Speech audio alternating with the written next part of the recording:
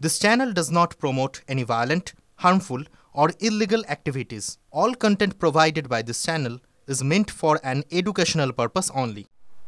السلام عليكم ورحمة الله وبركاته. نحمده ونصلي ونسلم على رسوله الكريم أما بعد. আজ মূলত আমাদের বসা সারা দেশের মানুষ, বুদ্ধি সম্পন্ন মানুষ, শুধুমাত্র মুসলমান সমাজ নয়, সুবুদ্ধি সম্পন্ন সর্বজাতির মানুষ বিগত দিনের কৃষি বিল নিয়ে যেমন মর্মাহত হয়েছিল, ঠিক আবার তার ইতিহাস দোহরানো হলো দ্বিতীয়বার ওয়াকফ কালা কানুন নিয়ে। আমাদের মনে করিয়ে দেয় পূর্বের দিনের ইতিহাস, যে এর আগে যত ডিক্টেটর গভর্নমেন্ট এসছে তারা আইন তৈরি করেছে, কিন্তু তাদের সে আইনের পিছনে লুকিয়ে থাকা কালা কারনামা এবং তাদের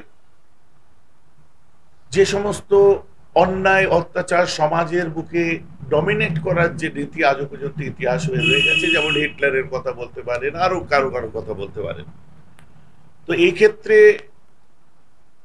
যে ওয়াকফ অ্যামেন্ডমেন্ট বিল যেটা পাস করে আইনে পরিণত করা হয়েছে, যেটা কেবলমাত্র কোনো ধর্মকে আঘাত দেওয়া নয়, কেবলমাত্র কোনো জাতিকে ডমিনেট করা নয়, বরং সেই জাতিটাকে বরাবরের জন্য যে নির্যাতিত তারা যে ছিল, তারা যে আজও নির্যাতিত এবং তারা যে নিষ্পেষিত, তার ইতিহাসকে পুনরুত্থান করা হলো এই কালা কানুনের মাধ্যম দিয়ে। এক, দ্বিতীয়ত যে এই আইনের মধ্যে শুধুমাত্র সেই জাতি নয়, বাবা সাহেব আম্বেদকরের লেখা সংবিধানকে চাপা দেওয়া হলো। আর্টিকেল 26, আর্টিকেল 24, আর্টিকেল 29, যেখানে সর্বধর্মের যে স্বাতন্ত্রতা আছে সেই স্বাতন্ত্রতাকে কবর দেওয়া হলো।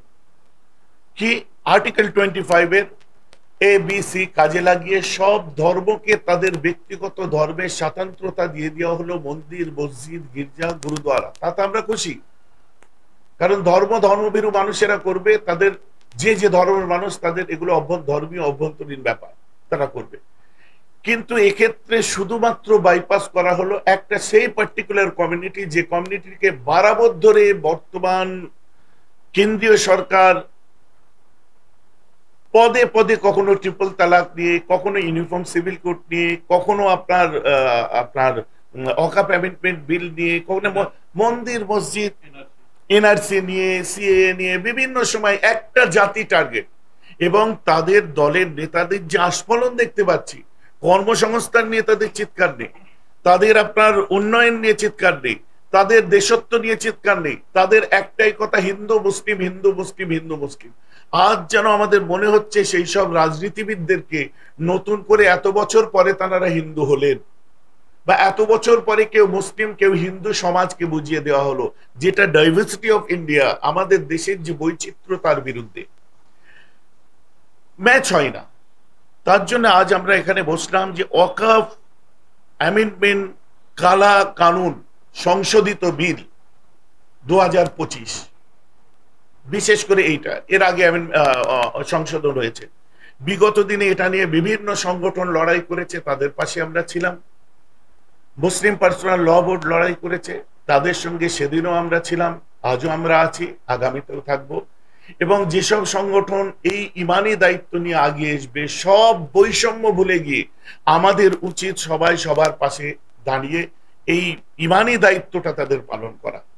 মসজিদ, আপনার গির্জা, মাফ করবেন, মসজিদ কাটবে, এখানে মসজিদ গির্জা টির্জা এগুলো সব কাটবে। হ্যাঁ, মক্তব, কবরস্থান, খানকা, দরগা, যা যা যে যে জায়গায় আছে, ঈদগাহ, মুসাফিরখানা, যে সমস্ত ওয়াকফ প্রপার্টির মধ্যে পড়ে।